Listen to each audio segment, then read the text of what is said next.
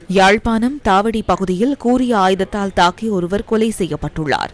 மதுபான சாலைக்கு அருகில் இருவருக்கிடையே ஏற்பட்ட வாய்த்தர்க்கம் வலுப்பெற்றதில் இந்த கொலை சம்பவம் இடம்பெற்றுள்ளதாக போலீசார் கூறினர். சம்பவத்தில் காயமடைந்தவர் யாழ் போதனா வைத்தியசாலையில் அனுமதிக்கப்பட்டதுடன் சிகிச்சை பலனின்றி உயிரிழந்ததாக போலீசார் தெரிவித்தனர்.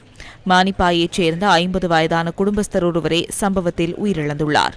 கொலையுடன் தொடர்புடைய சந்தேக நபர் தலைமறைவாகியுள்ளதுடன் அவரை கைது செய்வதற்கான விசாரணைகள் முன்னெடுக்கப்பட்டுள்ளன. இந்த சம்பவம் தொடர்பான விசாரணைகளை யாழ்ப்பாணம் போலீசார் முன்னெடுத்துள்ளனர்.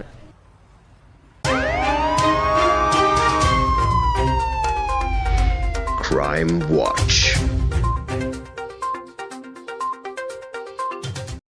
தெஹிவளை கல்கிஸ்தி மாநகர சபையின் கீழ் பணிபுரிந்த நகரசபை ஆய்வாளர் ஒருவரை இலக்கு வைத்து இந்த துப்பாக்கிச்சூடு மேற்கொள்ளப்பட்டுள்ளது. துப்பாக்கிதாரிகள் துப்பாக்கி பிரயோகம் மேற்கொண்டு தப்பிச் செல்லும் காட்சிகள் சிசிடிவியில் இவ்வாறு பதிவாகின.